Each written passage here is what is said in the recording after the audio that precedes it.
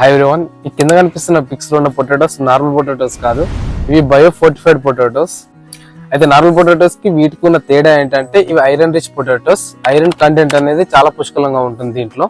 అలా అని ఇవి జెనెటికలీ మోడిఫైడ్ కాదండి, కన్వెన్షనల్ బ్రీడింగ్ అనే ఒక మెథడ్ ని యూజ్ చేసుకుని వీటిని పెంచుతారు.